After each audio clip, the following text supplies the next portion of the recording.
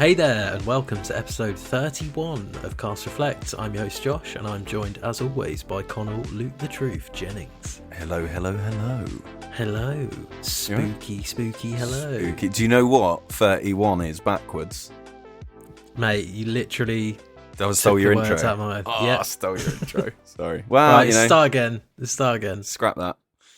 Great minds, isn't it? Great minds. Yeah, it shows why we're doing this together, you know? Yeah, well, exactly. It's just that synergy going on again. It's unstoppable at times. But you're right. 31 backwards is 13. And this episode is airing on the 13th. Friday the 13th Friday the as well. 13th.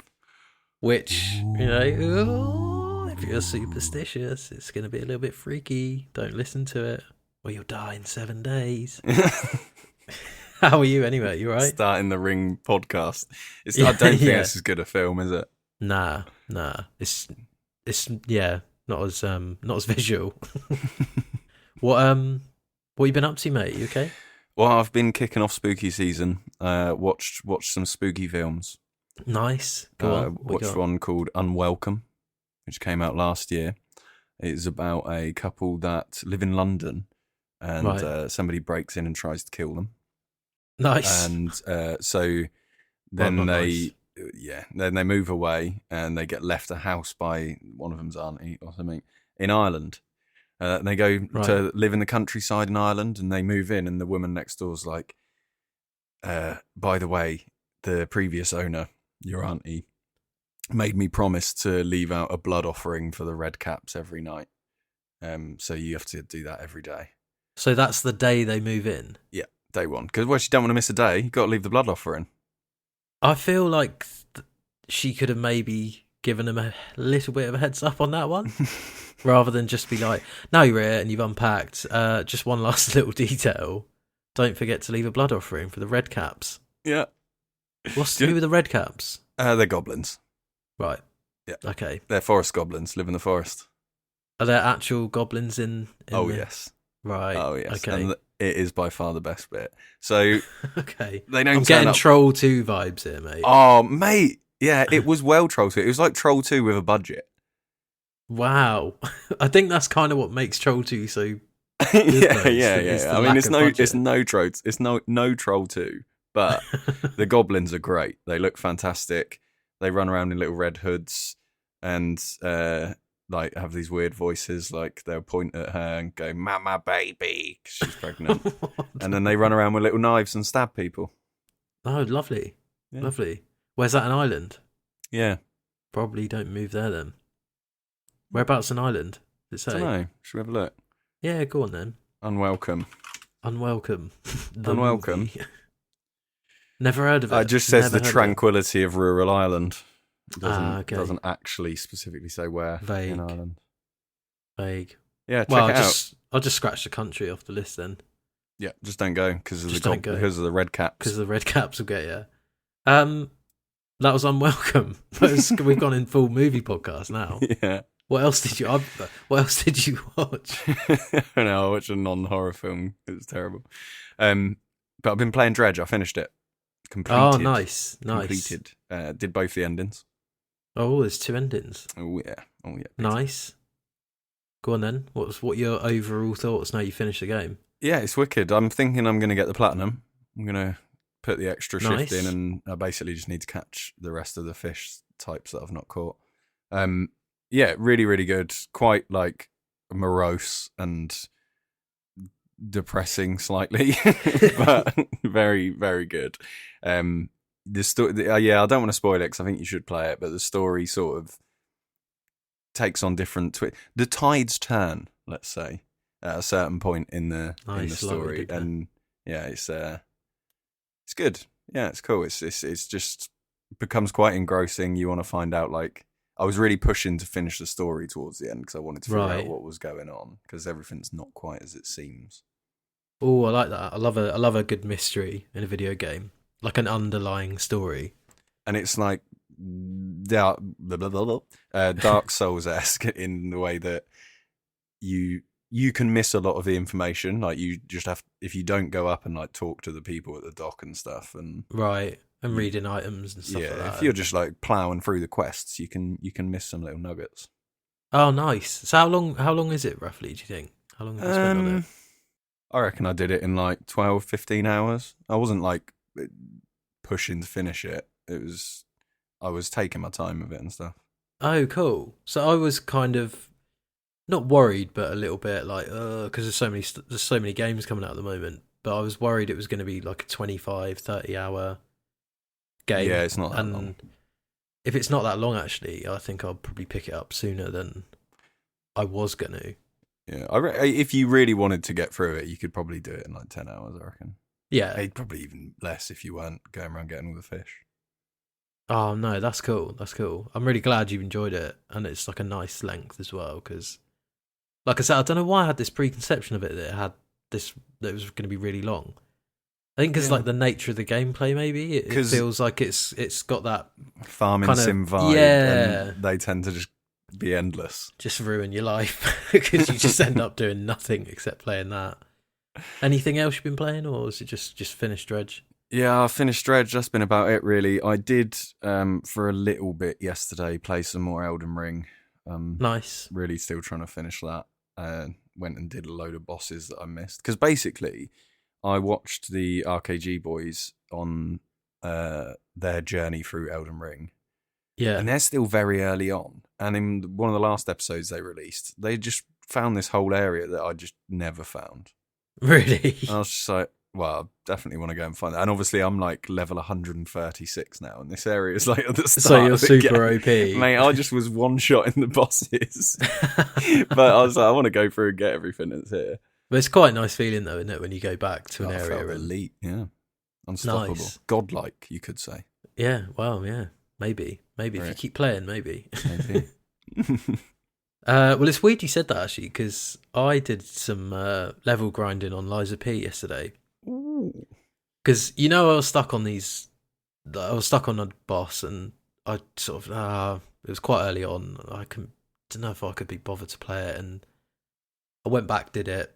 I was really happy I did. I'm really enjoying the game, but I have just got to a boss, and it's this swamp monster. It's called like the green monster of the swamp or something like that. Right, great. Two phases. First phase, absolute piece of piss. Yeah. Walked in there, smashed him up in about 3 minutes. I was like, he's going down quite easy. He's probably going to have a second phase. Second phase, absolutely fucking mental. Absolutely mental. The hit window that you have before he just starts absolutely flailing like a maniac at you. It's like one hit and you got to back out every single time. I'm really stuck on it. And I went back, I ground out, got some like extra Estus, some like new abilities. I upgraded my weapon twice. Yeah. Obviously gained about 7-8 levels. Still can't do it. I'm still only getting him down to about half. And I've done like quite a lot as well. It's not like I've sped through the game and just run to each boss. I've taken my time in each area. I've collected as much as I can find. I don't know, man. I'm struggling. I'm really struggling on this one. It's What's starting the to get... answer then? I don't know. I'm close. I'm going to give it a go, I think, later or tomorrow. Yeah. If I can't do it, or I don't see any progress, I'm going into like, I'm either going to have to cheese this guy or look at like a guide on how to beat him, because I've tried everything. Yeah, or uninstall the game.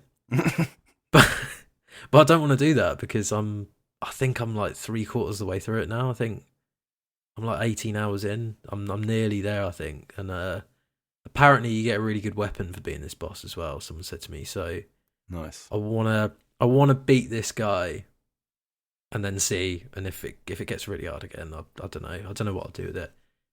I'm just struggling with, like, it's just still got that I wouldn't say unpolished, but it's quite unfair. I mentioned it in the last episode. Like, yeah, we said like Souls games, you get battered. Don't get me wrong, you do get unfairly killed sometimes, but most of the time it's because you've not done something right. Whereas this, it's like there's some attacks that just are completely unavoidable.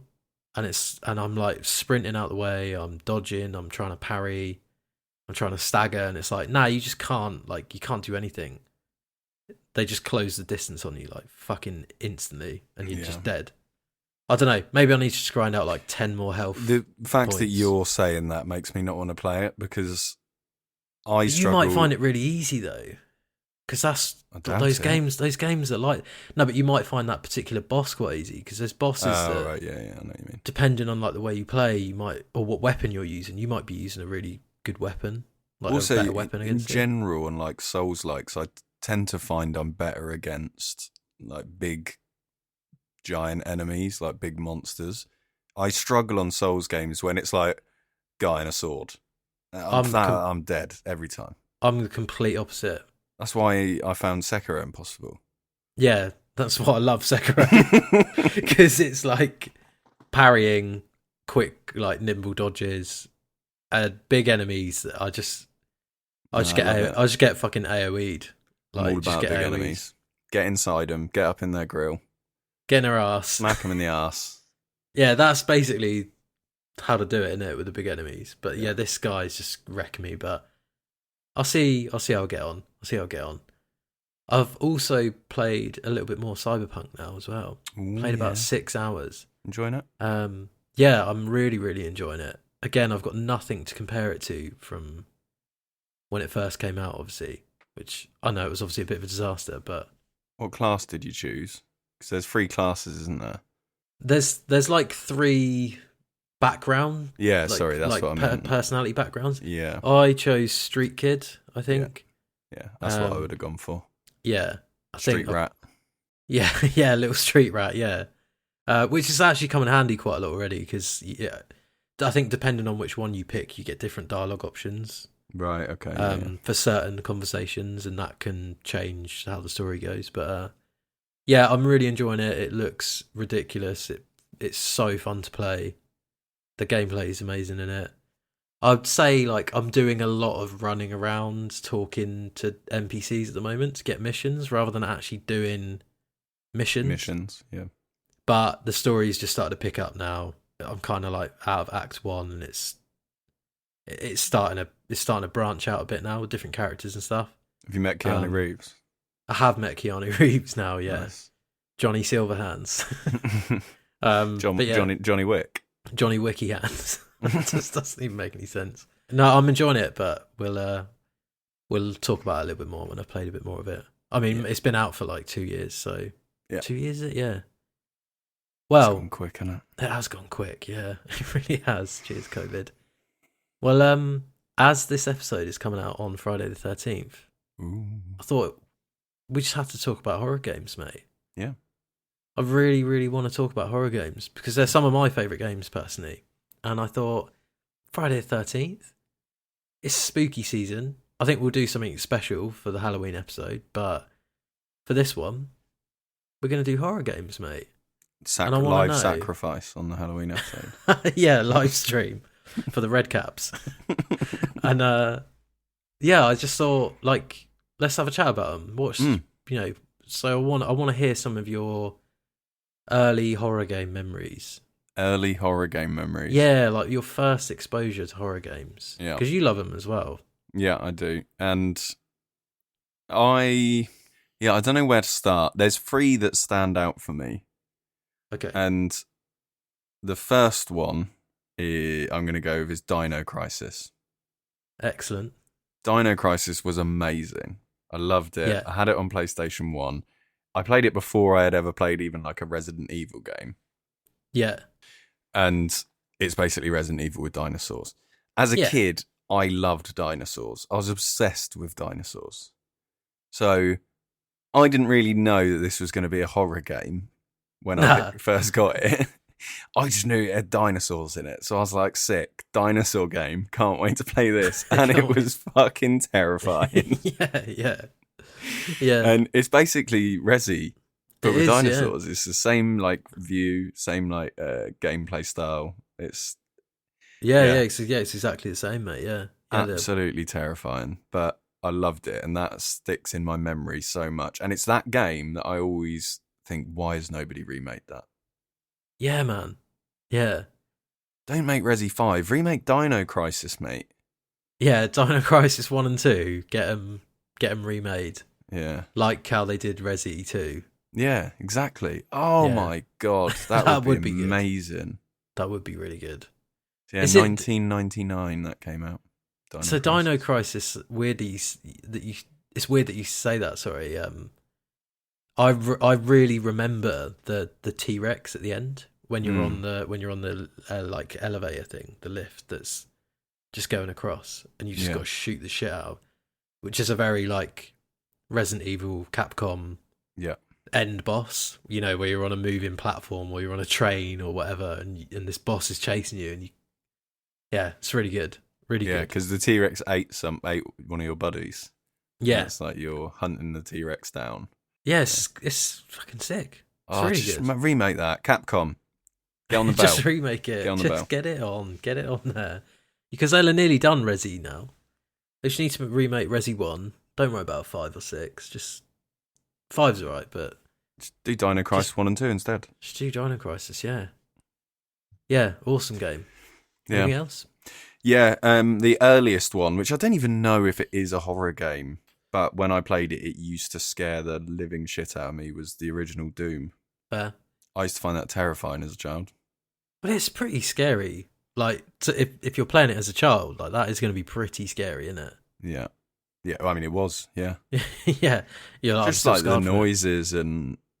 I don't know, yeah. It's first person as well, like... I was going to say that. You mentioned it in when we last talked about Resi and how moving to first person really, like, pulled them from obscurity sort of thing. Yeah. And it is. First person creates such a more horrifying experience. Yeah, mate, 100%. Like, I love the old Resis. And, you know, obviously they are in places scary, but not, like, scary. Like, you're so absorbed in a first person game. You're literally playing it from their perspective. Yeah, no, I totally agree. Like, that... Definitely for Resi, that was such a game changer, wasn't it? Mm. But you're right, even Doom and like Wolfenstein. So Return to Castle Wolfenstein is one of mine.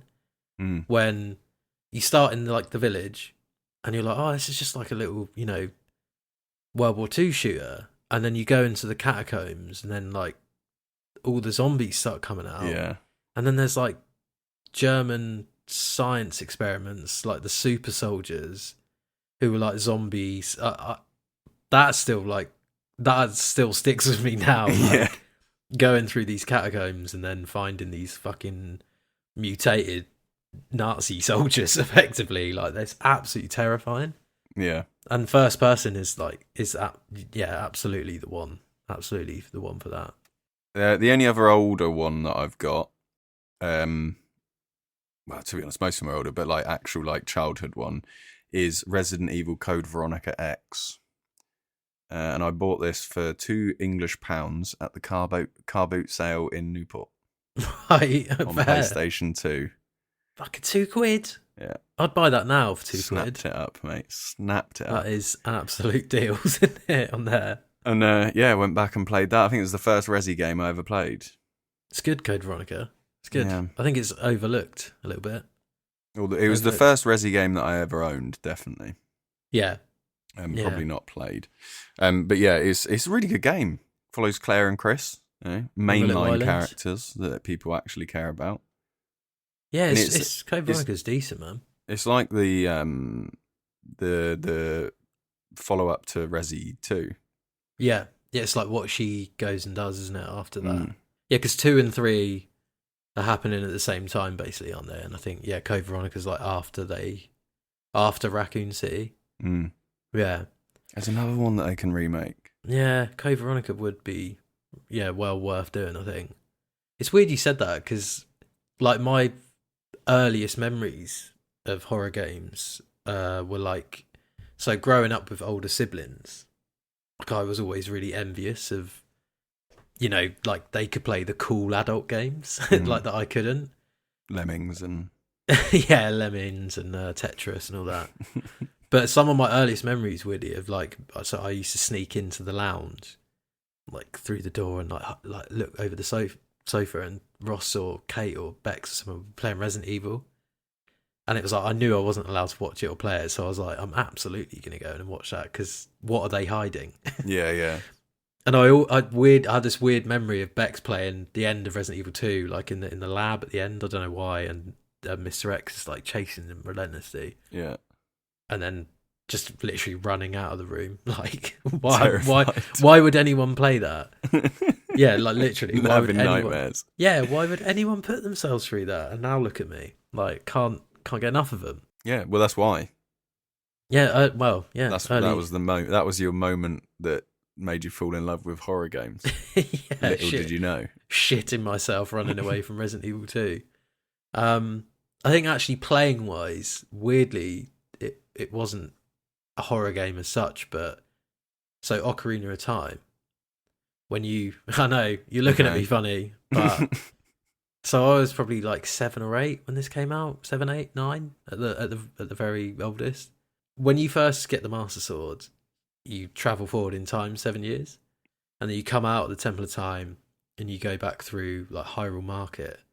So when you're a kid, obviously in the game, 7 years prior, like the market's like really nice and vibrant and happy, and there's the little music, the ding ding diddly ding, and everything's like, yeah, it's all jolly here, isn't it? Come out 7 years later, fucking shithole. Yeah. Been absolutely wrecked. Ganondorf's run amok. Yeah. Like there's no music anymore. There's just this sort of wind ambience, like this. And then you go out into the square and there's just loads of zombies, and it's like, all right, so all the people here that were just chilling are just zombies. They're just zombies now. And that was proper freaky because they like freeze you when you look at them as well, and then they walk towards you and then they jump on your back and just eat you basically. Yeah. So that actually, as a kid, was pretty fucking scary. I wasn't expecting you to shoehorn in Zelda into the horror episode, but fair play, you've done it. I didn't mean to. Actually, I was one I'm missing on my list. There's an XCOM mod where you can make it really scary. Yeah, it's just jump scares all the time. No, I genuinely. I was talking of jump scares. Me, Jack, and Kels we had dinner last Friday, Chippy Tea, and that we were talking about. Do you remember that old video, like the first viral video? Or it's definitely the first video that I remember of the car that was driving road, through like the car. It looked like a car advert, and then that like zombie lady had jumped up and was like, Yeah. Have you seen the one where they like show it to like, but people show it to their kids? No. And they're like right up at the TV, and it's like they're watching it, and then it's like, and they like absolutely shit it and run up. I know, it's hard. Yeah. It's was that the funny, first ever viral video? Well, I don't know. That's a big question. Early on in the internet, wasn't it? That was like one that before you had YouTube, you just get like Bluetooth to your phone. Yeah. Like on your Sony Ericsson or something in high school.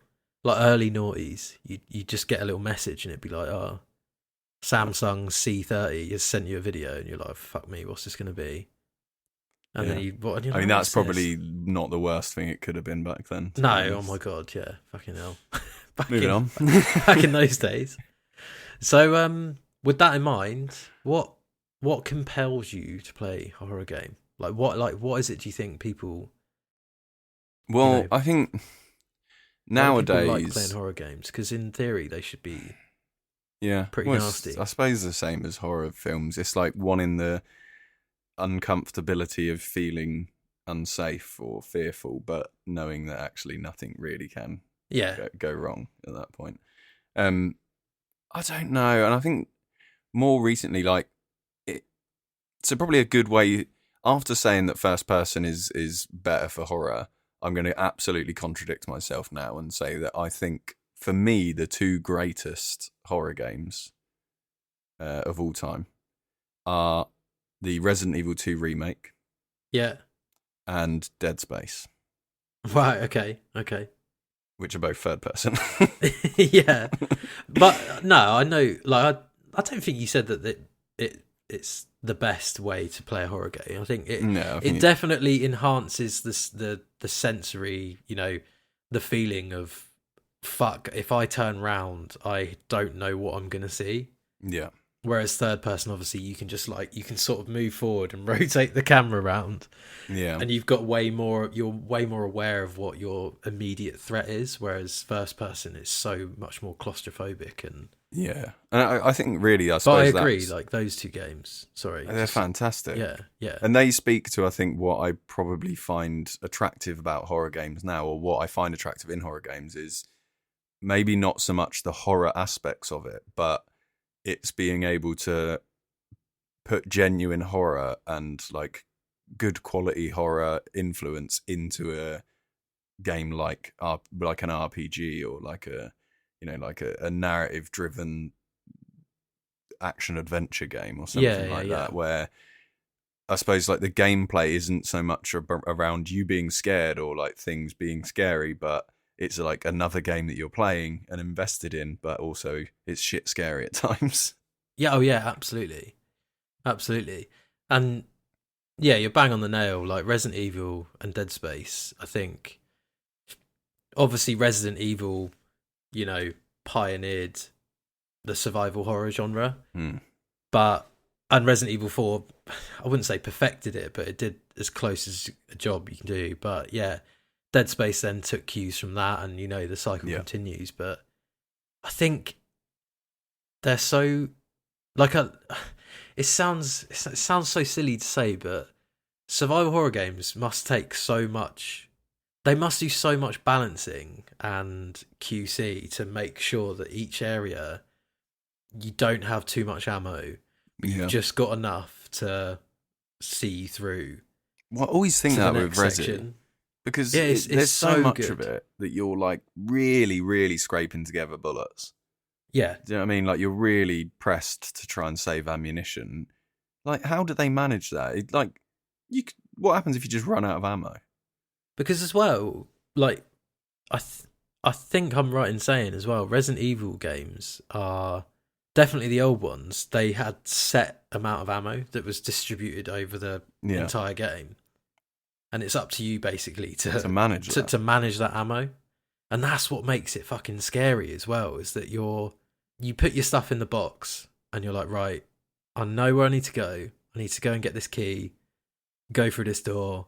But you don't know what's beyond that point. Like there might be a boss, there might be another typewriter, but you're like, right, should I leave one slot free or two slots free? Because it's I might have to pick another key up.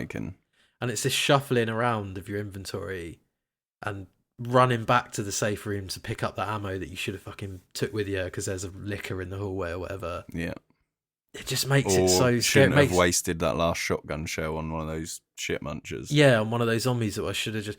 Do you know, it was the first game I played that made me go, I don't need to fight the enemies. Yeah. Like, the enemies aren't there to kill, if you know what I mean, in Resident Evil. They're just there to be a problem. Obstacles. To make it scary. Yeah, they're there to be an obstacle. And you can deal with them by either running past them or killing them. And if you kill them, you don't have to worry about that later on. But you've used that ammo. You might use that ammo ain't coming back, baby. Exactly. And it's that constant balance of fucking hell, I need to make... It's just constant decision making, isn't it? Yeah. That make those games so special. And it's still such a good formula now. Mm-hmm. Like, even in the remakes, like, yeah, they've modernized it visually and they've changed the camera, you know, and the aiming, they've made it like how Resi 4 did. But the core mechanics of the game are still the same, and it still feels excellent to this day. Do you know what I mean? Like managing your inventory and like fucking about with the weird puzzles and stuff. I have to say, like, Resident Evil I think it is my all-time favorite horror game, like as a series. Yeah. I would agree. Dead Space, you know, I've got a few on a list here that I'll go through, but yeah, Resi's just, it's so simple as well. You know, it's just a zombie game. Well, it is and it isn't. Like you said earlier, it does get pretty outlandish towards the end in Resi games. It does, but the core gameplay, I suppose, is like you're going through avoiding zombies. They're your bread and butter enemies, aren't they? Yeah, and then you have these weird bosses that are like mental experiments of like different viruses. But I mean, to be honest, I could do a whole episode on Resident Evil as a I'm series. sure we will but, at some point. yeah, I mean, let's just do it. Let's do it tomorrow. But yeah, Dead Space as well. Obviously, I think that came in as Resi started to sort of drop the ball a little bit. You know, it took that inspiration from Resi 4 and then I love the sci-fi horror game. Exactly. Yeah. The isolation on the spaceship. Yeah. I don't know. I loved everything about that game, man. Like the first time I played that, I was like so enthralled by it and so wanted to keep playing and find out more about what was going on. But at the same time, wanted to put it down every time I walked into a new room. Yeah. It was terrifying. Yeah, exactly. It took me so long to play Dead Space because I found, like, when it first came out, because I genuinely found it just really fucking scary. I'm a lot obviously better now, but at the time, it was so fucking scary. It was terrifying. The other thing that I've wanted to give a shout out for is the last one that I'll do, but it was it was the first time I played a VR game, horror. Yeah. And that stepped up a level for me because I was like, oh, this is mad. This is absolutely terrifying in so many ways. Because it's just the immersion of feeling like you're actually in a room with something that is trying to get you and the one that I played that I loved was Until Dawn, Rush of Blood. Yeah, the VR on the rails roller coaster horror game, and you're essentially you're in a haunted roller coaster, like going through, and there's like different themed levels. Some with witches, some are like grotesque body horror stuff, and it's like all like clowns and stuff clowns like that. And stuff, and it's all like you've been injected by this doctor, and I don't know, I can't even remember what's real and what's not. But there's just these bits where it will like sit you in a room, and then the roller coaster stops, and you're just in the center of this room, and you just hear like footsteps all around you, and you're looking around like, oh my god, what's going on? And then someone will like start whispering in your ear, and there'll be like these horrible fingers. You start to see them like appear over just out of like your peripheral vision, and you're like, what the fuck? Yeah. So that's like the next level, isn't it? From first person. Yeah. Like that's the next step. VR horror has got so much potential, I think. I think it's a shame because it is genuinely too much for a lot of people, which I can totally understand. Like Bex wouldn't play it. Like my sister, she wouldn't go fucking near a horror game. Like now, no way. Like the most she'll play is probably The Last of Us 2, which is scary at times, but yeah. She's not going to go and play Resident Evil or Dead Space. No fucking way. I would like to make your sister play Until Dawn, Rush of Blood on VR. Oh, mate. Yeah, that would... I'd like anyone to play that. That would be the best video on my channel. Fantastic. Yeah. Just Cam. Just Cam on Bex. Yeah.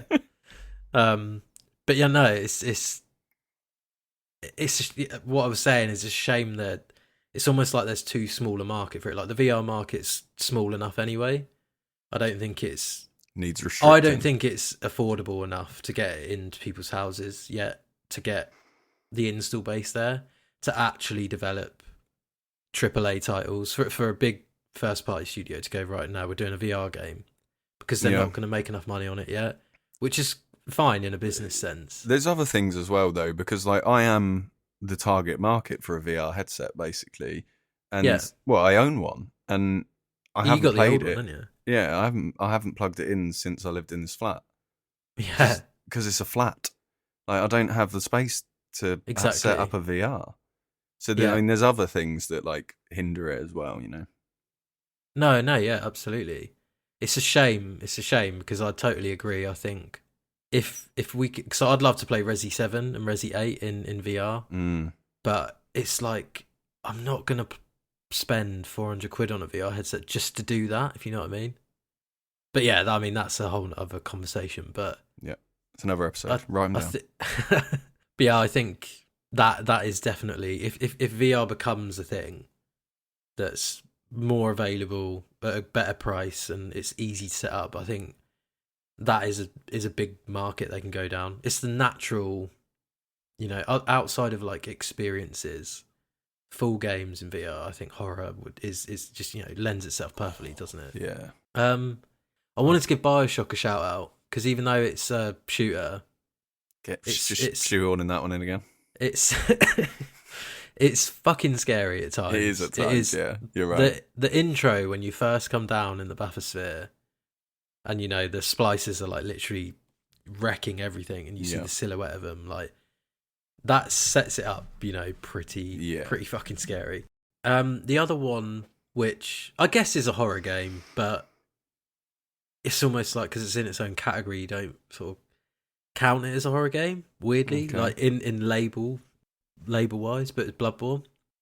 Yeah. And well, that's sort of how I felt about Doom as well. Yeah, because it's like it's probably like an FPS, action FPS, but Bloodborne. I think Bloodborne definitely is a horror game. Definitely more of a horror game than Zelda. yeah, no, that's fair. I'll give and you didn't bat an eyelid at that, so I'll give you that one. But I actually think it's even the essence of Souls games is scary because of what's at stake all the time, or most of the time. Like you die, and if you got a bunch of fucking souls on you, and you're like, oh my god, I've got one Estus, and there's this big fucker here. They naturally deal with a lot of like quite deep and harrowing concepts as well. Yeah, so they're naturally going to be at the very least uncomfortable. And then Bloodborne, because of its setting as well. It's just horror all over. There's so many, like obviously From Software's monster and enemy design's amazing anyway, but Bloodborne really nails almost the horror aspect, doesn't it? A bit like Resi 8, they like theme sections of it from different parts of horror. You've got like the like werewolves and stuff is sort of like the start in town. Then you go out into like the more body horror stuff in the forest and the university, and then you've got the vampires with Castle Canehurst and shit. Yeah, and there's like Lovecraftian stuff in there as well. There's like loads of Lovecraft. But yeah, you're right, man. There's such a diverse repertoire in there of enemies and elements of horror throughout that game. It's a ridiculously good video game anyway, so it's always worth a shout out. But yeah, that's definitely one. The other three I've got, or other three that you've got, are they all actually horror games? Yes. I reckon I can get two of them. Go on then. Alien Isolation. Yeah. Outlast. Yeah. All right, here we go. For the full house, what's your third one going to be? Oh, what's your third one going to be? I mean, you've done well. House of the Dead? Nah. No. Okay, I went for it. Sorry. The other one I got is Amnesia. Oh, I could have got that. I could have got that. Easy. You could have got that. Oh, thrown away the big money there. You should have You should have taken the money at 2. But yeah, these three in particular are absolutely phenomenal horror games. I could do an episode on all three of these as well, but I won't. I think I have to give Outlast the biggest shout for this though, because it came out just at the start of, I think it was the PS4 launch. Yeah. And there was this glut of, third-person horror games. And no, there were some first-person horror games, but Outlast was the first horror game I played where they just go, you can't fight him, fucking go and run, or go and hide. You have no choice. And it was like, what do you mean go and run, go and hide? And it was like, you can't, you've got nothing to fight him with. You never will have. You've just got to run away.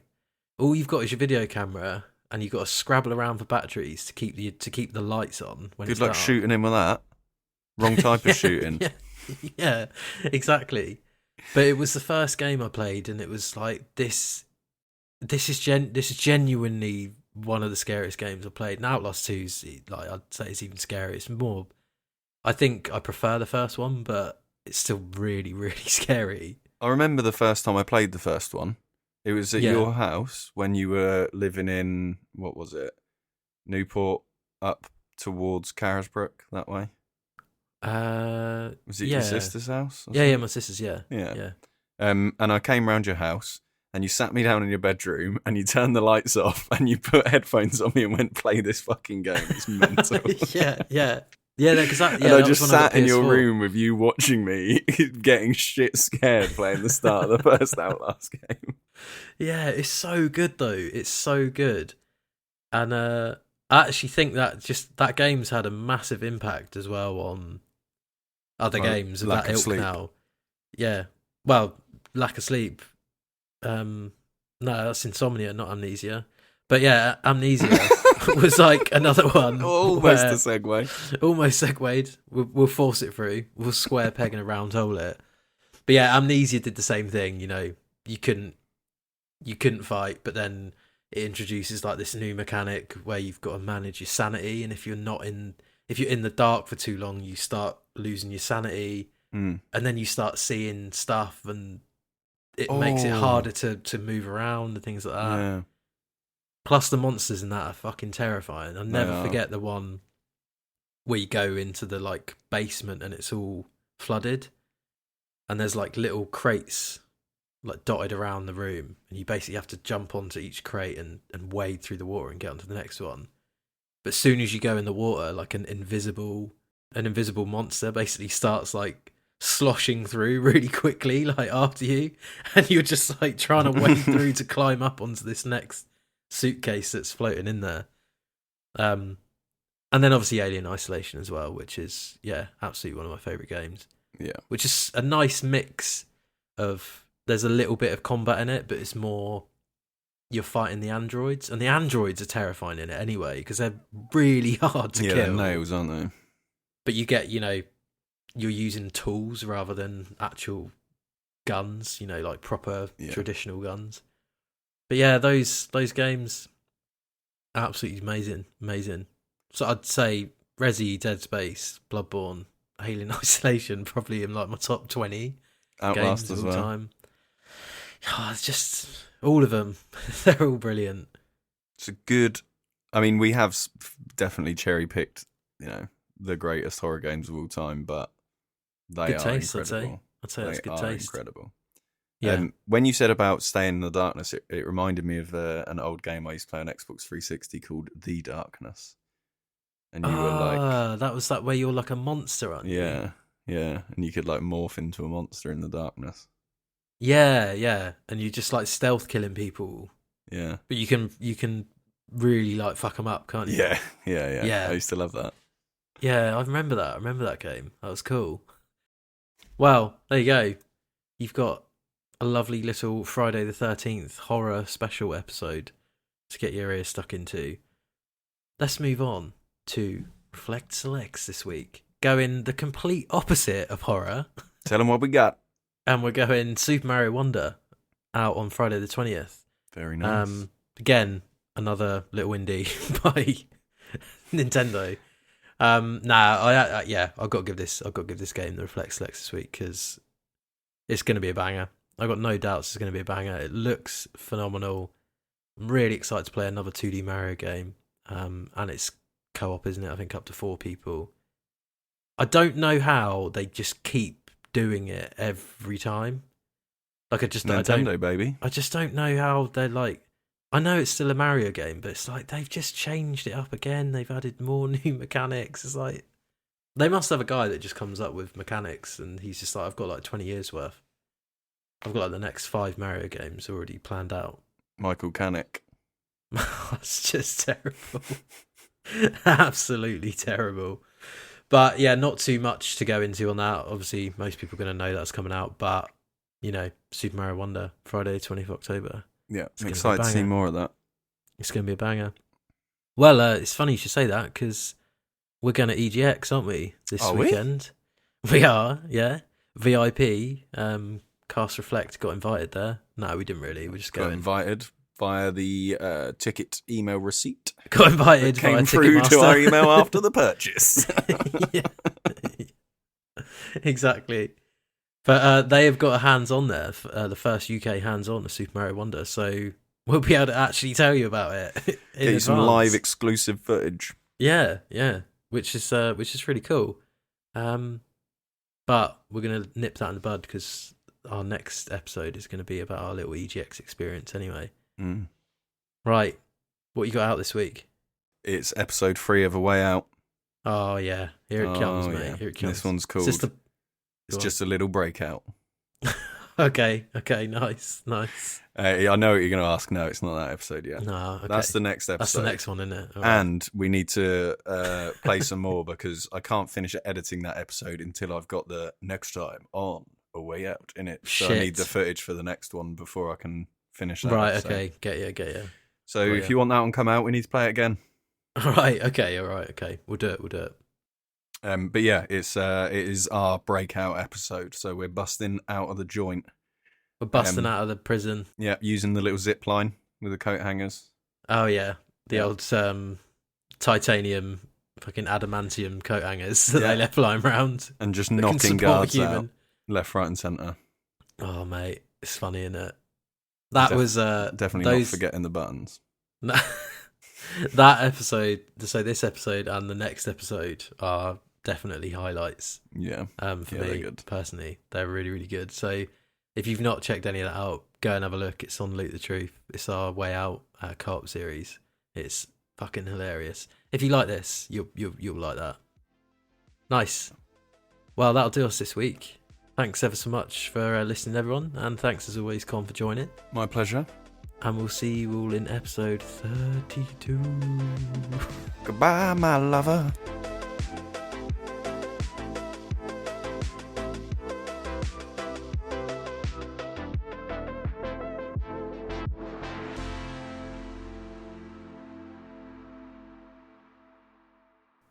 Can't do it. No, I just shouldn't have said something stupid. I just can't help myself. I can't do it. Hey there. It was never going to happen, was it? Right, this take's gone.